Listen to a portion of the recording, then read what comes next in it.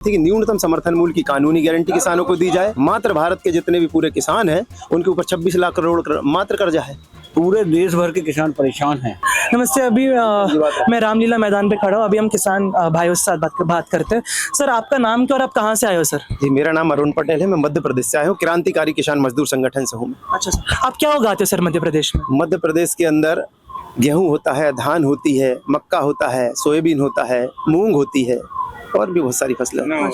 और सर, आपके मांगे क्या हैं सरकार से? हमारी मांगे ये है, आज जो हम यहाँ पर आए हैं रामलीला मैदान में, ये 39 दिन की एक यात्रा निकाली गई थी, किसान जागृति यात्रा।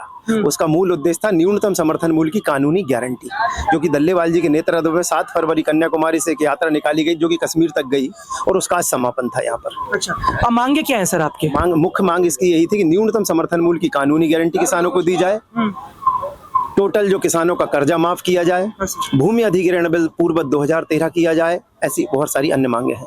तो जिसमें न्यूनतम समर्थन मूल्य बहुत मुख्य और प्रमुख मांग है, क्योंकि वर्तमान सरकार और विगत सरकारें जो रही हैं वो ये कहती है कि एमएसपी थी, एमएसपी है और एमएसपी रहेगी, लेकिन एमएसपी कभी किसानों को मिली नहीं। जी हाँ। हम 30 कुंटल धान पैदा करते हैं, 17 कुंटल सरकार खरीदती है, बाकी की हमें खुले बाजार में औने पौने दामों पे बेचना पड़ता है। ये जो हमें पूरा न्यूनतम समर्थन मूल्य नहीं मिलने के कारण आज भारत देश के किसानों पर 111 लाख करोड़ रुपए का उनको नुकसान हो चुका है। ये OECD की रिपोर्ट कहती, हम नहीं कह रहे हैं। जी हाँ। और मात्र भारत के जितने भी पूरे किसान हैं उनके ऊपर 26 लाख करोड़ मात्र कर्जा है। तो इन्हें हमारा कर्ज माफ करना चाहिए। इसके बाद भी हमारा 80.6 लाख करोड़ उन पर ही बचता है।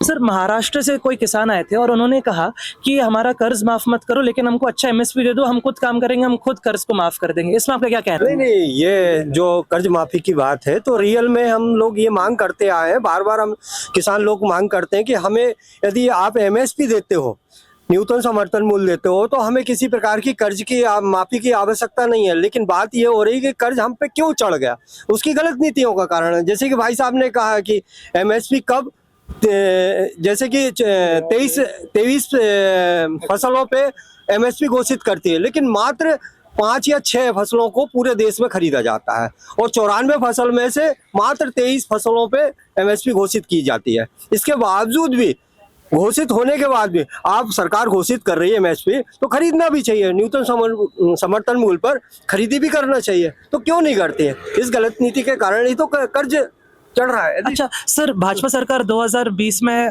कॉन्ट्रैक्ट फार्मिंग लेके आने की कोशिश कर रहा था 3 फार्म बिल में। आप कॉन्ट्रैक्ट फार्मिंग के बारे में आपको क्या कहना है सर? और भाजपा सरकार ये भी कहती है कि अगर आप कॉन्ट्रैक्ट फार्मिंग करते आपको एमएसपी के ज्यादा आपको पैसा आप कमा सकते थे। कॉन्ट्रैक्ट जो फार्मिंग है, आप जिन देशों में कॉन्ट्रैक्ट फार्मिंग चल रही है, आप कॉन्ट्रैक्ट फार्मिंग को समझिए पहले। कॉन्ट्रैक्ट फार्मिंग आम किसान नहीं रहेंगे। हमारी खेती तो कॉन्ट्रैक्ट पर दी जा रही है। तो जो 67% किसान है आज देश में, वो मात्र 2% लोगों के पास वो खेती देनी पड़ेगी हमें लीज पे, तब वो उसको कॉन्ट्रैक्ट पे करेंगे। वो लेना चाहते हैं हमारी खेती। वो बड़े 50,000 एकड़ का किसान, 25,000 एकड़ का किसान, ऐसे बड़े रकबे के किसान बनाना चाहते हैं। हमारी जमीन तो वो लीज पे लेना चाहते हैं। जब हमारे पास जमीन नहीं रहेगी तो आप ये बताइए कि भारत देश के अंदर जो 67% किसान हैं उनके पास ऐसी कौन सी व्यवस्था है जो हमें वो रोजगार दे देंगे अगर हमारी खेती उनने कॉन्ट्रैक्ट पे ले ली तो? अभी वर्तमान में मध्य प्रदेश में ऐसी बहुत सारी कंपनियां आई थी जो कॉन्ट्रैक्ट फार्मिंग करवाया था, लेकिन उन्होंने सब बीज दिया, करवाया, पूरी लागत लगाई, लेकिन जब खरीदने की बारी आई तो कंपनी थी ही नहीं। पता ही नहीं, धरातल पे कहीं सरकार ने कहीं बताया नहीं कि वो कॉन्ट्रैक्ट फार्मिंग आई कहाँ से थी। तो सरकार ऐसी गलत नीति है, ऐसी कंपनियों को भी परमिशन दे देती। सर, ये कहाँ पर हुआ था? मध्य प्रदेश में पिपरिया में हुआ था ये। इस साल भी हुआ है। हाँ। इस साल भी हुआ है। अच्छा। अपना पूसा धान जो है कॉन्ट्रैक्ट बेस पे हुआ था, लेकिन रेट बढ़ने के कारण उनने वो कॉन्ट्रैक्ट रद्द कर दिया, क्योंकि पूसा धान अभी 4,4142 जा रही थी और उनका जो कॉन्ट्रैक्ट था वो 3,3235 में खरीदने का था, तो कॉन्ट्रैक्ट बेस वाले ने खरीदा ही नहीं। अच्छा सर, विपक्ष ये कह रहा है कि जो भाजपा सरकार है उन्होंने अमेरिका के सामने घुटना झुका दिया अपना, टेक दिया अपना। इसमें आपका क्या कहना है? बिल्कुल टेक दिया है। अभी आप देख रहे हैं, पहले इन्होंने बोला कि आप रूस से कोई संबंध नहीं रखेंगे। हमारे जो रूस जो है विगत वर्षों से एक ऐसा हमारा मित्र देश रहा है जिससे हमने सारे रक्षा सौदे भी किए हैं, अन्य सौदे भी किए हैं, कभी उन्होंने हमें धोखा नहीं दिया। अमेरिका से जब से हम अमेरिका के तरफ हमारा रुझान गया है, रूस से हम दूर हुए हैं, इससे हमें कई प्रकार के नुकसान हुए हैं। आज रूस जो है वो कहीं ना कहीं अमेरिका, वो चीन और पाकिस्तान में अपना बाजार खोज रहा है। वो हमारे विरोधी देश हैं। हाँ। कम से कम हम कहीं ना कहीं हम इन गलत नीतियों के कारण उन्हें भी मजबूत कर रहे हैं। अमेरिका से हमने जिससे दोस्ती की है, आज वो हम पे धमकी देता कि मैं 100% टैरिफ लगा दूंगा, 50% टैरिफ लगा दूंगा, और उसके कारण टैरिफ कम करवाने के लिए हमें अन्य प्रकार के उनसे समझौते करने पड़ रहे हैं।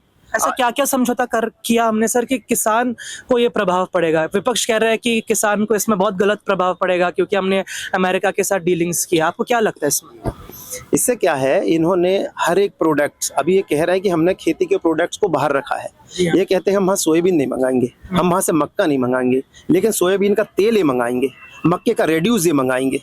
जब सोयाबीन का तेल ही मंगा लेंगे तो हमें यहाँ मक्का जो मध्य प्रदेश हिंदुस्तान में पैदा करते हैं, इस सोयाबीन का वो क्या करेंगे? इसका कोई काम ही नहीं है। जब मक्के का वहाँ से रिड्यूस हो जाएगा, पशु आहार वगैरह अन्य चीज़ें बन के आ जाएंगी, तो यहाँ के मक्के का किसान इस साल का मैं आपको बताना चाहूँगा कि मध्य प्रदेश के अंदर सोयाबीन जो मक्का जो है वो न्यूनतम समर्थन मूल्य की फसल है, 2200 रुपये उसका रेट है, 900 रुपये प्रति कुंटल में मक्का बेचा है। नेक्स्ट ईयर से मक्का लगाएगा नहीं किसान, बहुत बड़े कर्जे में चला गया इस बार। तो ये क्या है कि इनसे बहुत बड़ी हमें जो जब वहाँ से सस्ते दामों पे चीज़ें आ जाएंगी, वहाँ पे जीएम क्रॉप्स होती है, आपको जानकारी में होगा, जेनेटिक मॉडिफाइड बीज होता है वो, उसकी पैदावार बहुत अधिक होती है। जब पैदावार अधिक है तो वो सस्ते में भी यहाँ पर चीज़ें दे सकते हैं।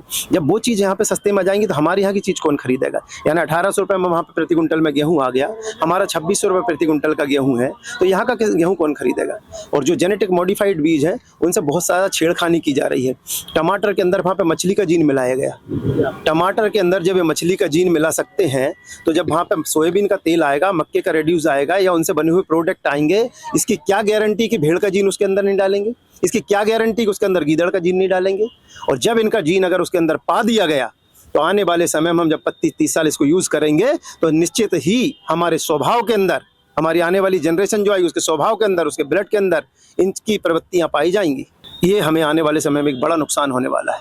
किसान तो इसमें ख़त्म हो गई होगा, इसमें सारे वर्ग, चाहे वो व्यापारी हो, नौकरी पेशा हो, जो भी हो, वो इस ट्रेड डील से तो सारे लोग मारे जाने, सबको नुकसान होना इससे। जैसे कि आपने देखा ये पूरा जो किसान का जो संगठन था, ये पूरा एक छोटा सा जो ग्रुप था, ये मध्य प्रदेश से आए थे, उन्होंने।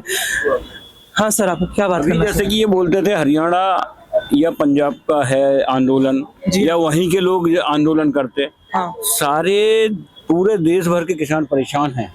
जी हाँ। आज दक्षिण भारत से भी थे, राजस्थान से, महाराष्ट्र से, मध्य प्रदेश से, कश्मीर से भी थे, सब तरफ से लोग थे। तो सारा किसान परेशान है, इनको ये देखना चाहिए और अपनी नीतियों को सुधारना चाहिए। जैसे कि आपने देखा कि जैसे इन्होंने कहा कि हर स्टेट से, हर राज्य से हमारे किसान यहाँ पर इकट्ठा हुए थे आंदोलन करने के लिए, एमएसपी लेके आना था, उनको अमेरिका के साथ कोई भी डीलिंग्स नहीं चाहिए और इनको कर्जा भी माफ़ चाहिए। तो फिर हाँ, problems are there unlimited, so all the best to the government. इसी से मैं समाप्त करता हूँ। मैं आदित्य आचार्य, कैमरामैन लोकेश ठाकुर, न्यूज़ पथ, दिल्ली।